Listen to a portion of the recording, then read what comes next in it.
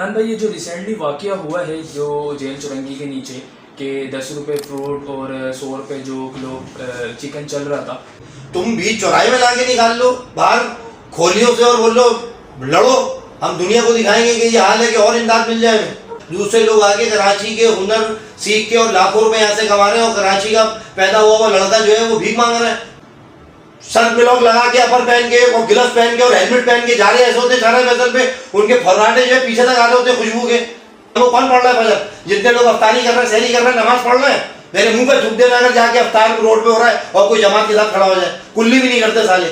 السلام علیکم عدنان بھائی، کیسے ہیں آپ؟ کیا حال ہے بھائی جان؟ اللہ کا کرم ہے اور بہت شکریہ آپ نے مجھے ٹائم دیا۔ اور رمضان کیسے چل رہے ہیں بتائیں؟ بھائی الحمدللہ اللہ کا بڑا شکر ہے کہ اللہ پاک رمضان عطا کیا ہمیں اور ہم روزے رکھنے کے قابل ہیں، اللہ نے ہمیں صحت دی، یہ سب اللہ کی تعریف ہے۔ اور رمضان میں جو چیزیں ہو رہی ہیں کراچی کے اندر اس پہ افسوس بھی ہے کہ دکھ کچھ رہا ہے اور ہے کچھ اور۔ بالکل، تو یہ لوگ سمجھ نہیں رہے، جو گھر کی عورتیں وہ سمجھ رہی ہیں کچھ اور، جو مرد ہیں ان کو پتہ ہے، تو دونوں کی بحث ہو رہی ہے۔ وہ اس کو اچھا آدمی سمجھ رہی ہیں، ہے نہیں وہ اچھا آدمی، وہ ہے پیچھے سے کیا، وہ مرد کو پتہ ہوتا ہے کہ کیا ہے۔ باقی یہ ہے کہ بس اللہ کا شکر ادا کرنا چاہیے کہ ہم کراچی میں جی۔ اور باقی عدنان بھائی کسی تعریف کے محتاج نہیں ہے، لیکن کچھ سوالات ہیں جو میں آج عدنان بھائی کے لیے لے کر آیا ہوں اور یہ اپنی ایکسپیرینس کی بیس پہ زیادہ بہتر دے سکیں گے۔ تو عدنان بھائی، یہ جو ریسنٹلی واقعہ ہوا ہے جو جیل چورنگی کے نیچے کہ 10 روپے فروٹ اور 100 روپے جو کلو چکن چل رہا تھا، اس پہ لوٹا ماری ہوئی اور جس طریقے سے عوام لوٹی، تو اس کے بارے میں کیا کہنا چاہیے گے کہ کیا شعور رہ گیا؟ بھائی دیکھو، جتنے بھی دوسرے ملک ہیں نا وہ اپنی ایپ کو چھپاتے ہیں، بھلے وہ کوئی سا بھی ملک ہو، اس کی عوام جیسی ہو، ایکسیڈنٹ ہو، کوئی بھی ثانیہ ہو، وہ اس کو چھپاتے۔ یہ واحد پاکستان ہے کہ جو کھل کے سامنے آ جاتا ہے کہ ہم ایسے ہیں، کہ ہماری عوام ایسی ہے۔ تو یہ تماشا تو خود بناتے ہیں اپنا، سمجھ لو، پوری دنیا کے اندر جو میسج بھیجتے ہیں نا یہ اپنی فقیری کا، تو یہ اچھا نہیں ہے۔ اس کو آپ ظاہر سی بات ہے بھوکے کے سامنے روٹی لا کے تماشا بنانے والی بات ہے۔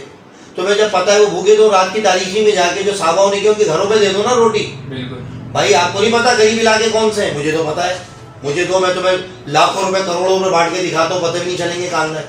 رات کی تاریکی میں جاؤں گا اور دے کر آ جاؤں گا فروٹ۔ تم بھی چوراہے میں لا کے نکال لو باہر کھولیوں سے اور بولو لڑو، ہم دنیا کو دکھائیں گے کہ یہ حال ہے کہ اور امداد مل جائے ہمیں۔ تو یہ تو سارے گیم ہے بھائی، پلان ہے یہ تو۔ مطلب یہ شو آف ہو رہا ہے ایکچوئل میں کسی، جبکہ اسلام میں کہا گیا ہے کہ ایک ہاتھ سے مدد کرو دائیں ہاتھ سے، تو بائیں ہاتھ کو پتہ بھی نہیں چل رہا۔ چلو اگر پتہ بھی چلا رہے ہو کہ لوگوں کو، ظاہر سی بات ہے کچھ جگہوں پہ ایسا ہے کہ دو تو بتاؤ کیونکہ اگلے کی ہمت بڑھے۔ مسجد میں دے رہے ہو تو اگلے کو بتا کے دو کہ اس کا بھی جذبہ بڑھے، کیا مسجد میں اس نے دیے 50,000 تو میں بھی دوں گا، جنریٹر بھی ایک بات ہے تو۔ لیکن ایسے تو تماشا نہیں بناؤ نا کسی کے اوپر کہ روڈ کے اوپر عورتیں اور مرد اور یہ گدھوں کی طرح چیلوں کی طرح جیسا لگ رہا ہے کہ چوراہے میں تم نے کسائی نے جب پھیپڑے پھینک دیا اور چیلیں آ گئی۔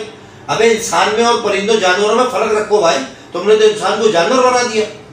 تو یہ والا میسیج ہے کہ ان کے گھروں پہ جاؤ، عزت سے دو، تھال میں رکھ کے دو، محبت سے دو، اخلاق سے دو، اگلے کی عزت کو پامال نہیں کرو، جو ہمارے صحاباؤں نے کیا کہ کندھوں پہ رکھ کے رات کی تاریخی میں نکل جاتے تھے مدد کرنے۔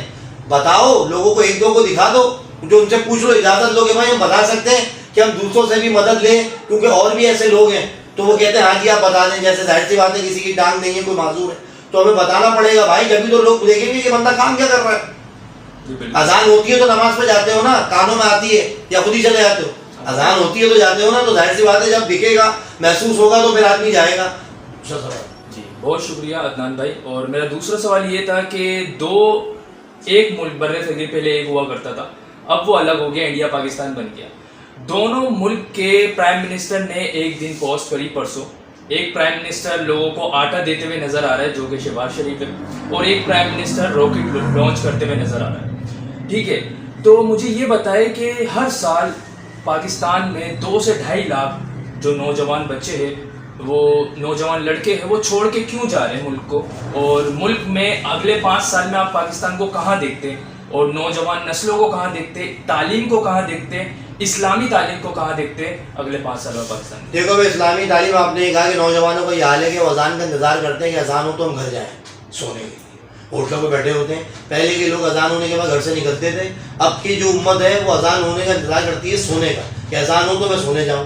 دوسرا سوال یہ ہے کہ آپ نے کہا، پرویز مشرف نے بڑی اچھی بات بولی تھی اپنے انٹرویو میں جیو پہ، میں نے سنا کہ انہوں نے کہا کہ ہر آدمی اگر اپنے بچوں کو ڈاکٹر انجینئر بنائے گا تو پھر ہنر کہاں جائے گا؟ ہنر کے اندر بھی پیسہ، اپنے بچوں کو ہنر سکھاؤ.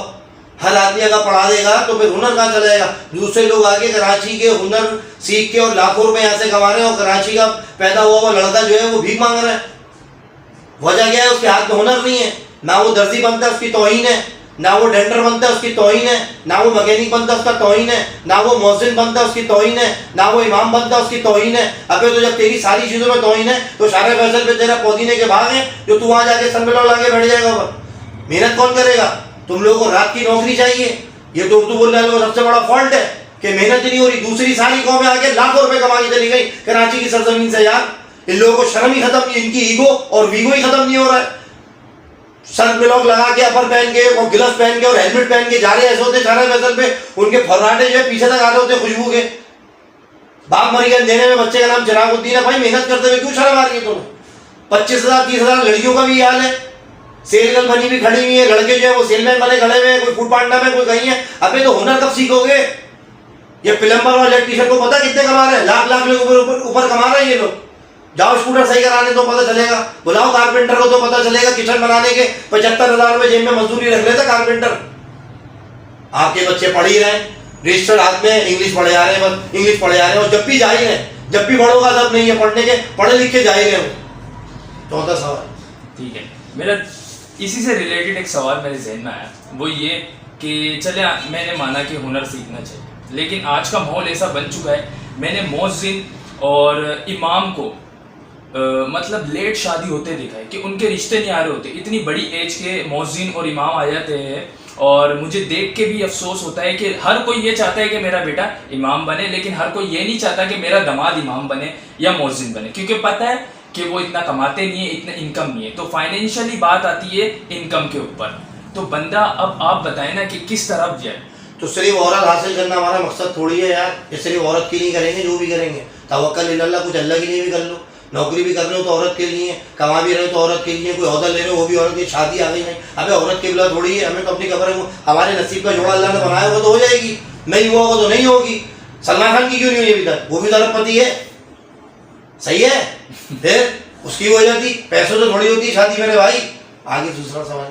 ٹھیک ہے. اچھا، میرے ویورس یہ جاننا چاہتے ہیں کہ عدنان کے ساتھ بیکوز کیوں لگایا آپ نے؟ بیکوز اس لیے لگایا کہ شوگر تھا. ایک ہم نے ذرا بگڑے ہوئے نواب تھے اپنے دور کی. داڑھی ٹوپی تو بعد میں رکھی ہے. کڑی کڑے چینیں لاکٹ کیپ بدتمیزیاں یہ سب تھی ہمارے اندر. اتنا چینج کے ساتھ بس یہ اللہ نے کر دیا. اللہ کا شکر ہے کہ اللہ تعالیٰ نے مجھے مرنے سے پہلے مجھے موقع دے دیا کہ میں میرے مسجد پہ دروازے تک پیر پہنچ گئے. یہ میرے مالک کا احسان ہے کہ مجھے اللہ نے مرنے سے پہلے توفیق دے دی. ورنہ میں غفلت میں اگر مر جاتا کسی ٹرک کے نیچے آ کے، اور لوگ کہتے تھے کہ یہ کسی ٹرک کے نیچے آ کے مرے گا یا اس کو کوئی مار دے گا، میں اتنا حد تک جا چکا تھا. تو اللہ کا فضل ہے، اللہ کا شکر ہے. نوجوانوں سے میری گزارش ہے کہ اللہ کی رسی کو تھام لو، تمہاری دنیا اور آخرت دونوں سدھر جائے گی. یہ سچ ہے اور بالکل سچ ہے یہ کہ دنیا اور آخرت کی کامیابی دین میں ہے، نماز میں ہے. بے شک، بالکل صحیح کہا آپ نے. عدنان بھائی، میں آپ کی ویڈیوز دیکھتے ہوئے آ رہا ہوں اور میں واقعی آپ کا بہت فین ہوں اور دل سے رسپیکٹ کرتا ہوں. اور مجھے ایک ویڈیو یاد آتی ہے جو کہ ہر گھر کا مسئلہ ہے، اور جسے دیکھ کے بھی میرے کو بڑا افسوس ہوتا ہے کہ لوگوں کی سوچ کہاں ڈائیورٹ ہو چکی ہے. جو آپ نے ایک ویڈیو بنائی تھی بہت وائرل گئی تھی کہ بیگم کے پاپے بھی وہیں کے اچھے لگتے ہیں اور چیزیں بھی پھر وہ وہیں کی، ڈاکٹر بھی وہیں کا پسند آتا ہے. تو اس کے بارے میں کیا خیال ہے، اس کے بارے میں جاننا چاہوں گا. اور ایک ویڈیو میں آپ نے یہ بھی کہا تھا کہ حضرت ابراہیم علیہ السلام کی آپ نے ایک مثال دی تھی کہ اس کے اندر کہ اپنی چوکٹ بدل لو، ایسی کوئی بات ہے.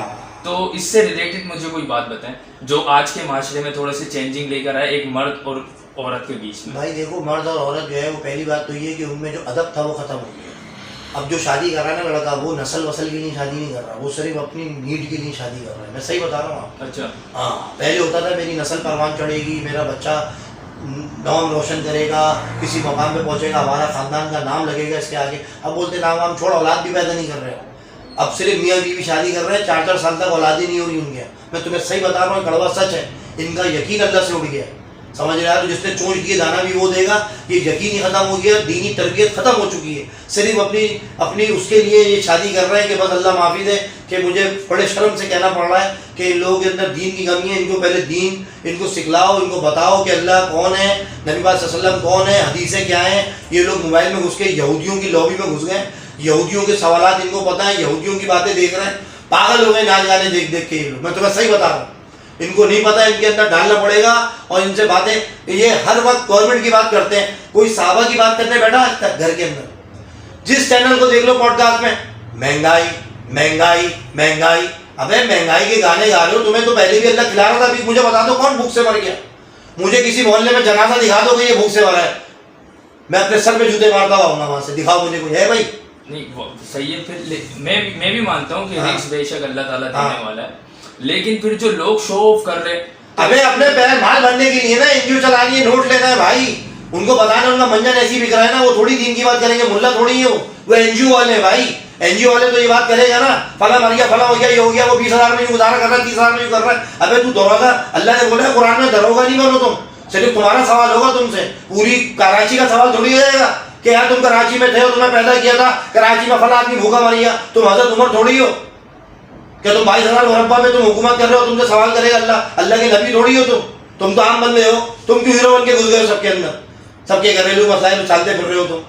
اللہ دے گا رزق. فجر پڑھو, اللہ سے مانگو. کون پڑھ رہا ہے فجر؟ جتنے لوگ افطاری کر رہے ہیں, سحری کر رہے ہیں, نماز پڑھ رہے ہیں, میرے منہ پہ تھوک دینا اگر جا کے افطار روڈ پہ ہو رہا ہے اور کوئی جماعت کے ساتھ کھڑا ہو جائے. کلی بھی نہیں کرتے سالے, اس پہ بانگڑی قوم بھی بیٹھی ہے, ہندو بھی بیٹھا ہوا ہے, کون کوئی پوچھنے والا نہیں ہے, وہ لنگر ہو رہا ہے, کھاؤ. یہ کوئی طریقہ ہے؟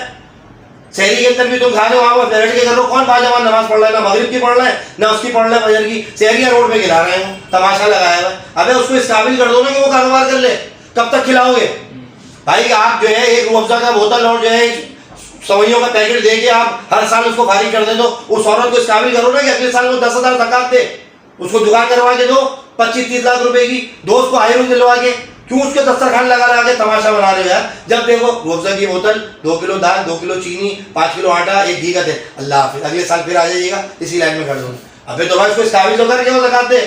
لگاؤ نا صنعت, لگاؤ نا فیکٹری, کیوں نہیں لگا رہے؟ سعودی عرب میں جا کے لگاؤ, کتنی امداد آئی تمہارا, بناؤ 50 کروڑ روپے کی فیکٹری, لگاؤ اس کے اندر نوجوان نوکر. کیوں نہیں لگاؤ گے؟ کیونکہ پھر تمہاری منجن کیسے بکیں گے پھر اگر سب اپنا کمانے لگ گئے تو تمہاری کون سنے گا؟ یہ ہے سارا مسئلہ. بالکل شکریہ, اور بہت خوشی ہوئی مجھے عدنان بھائی کے ساتھ بات کر کے, اور انہوں نے اپنا وقت دیا. ملتے ہیں آپ سے نیکسٹ ویڈیو میں. اگر یہ آپ کو اچھی لگی تو اسے لائک کریں, عدنان بھائی کے چینل کو بھی جا کے ضرور وزٹ کیجیے گا, اور اپنا خیال رکھیے. رمضان مبارک. اللہ حافظ.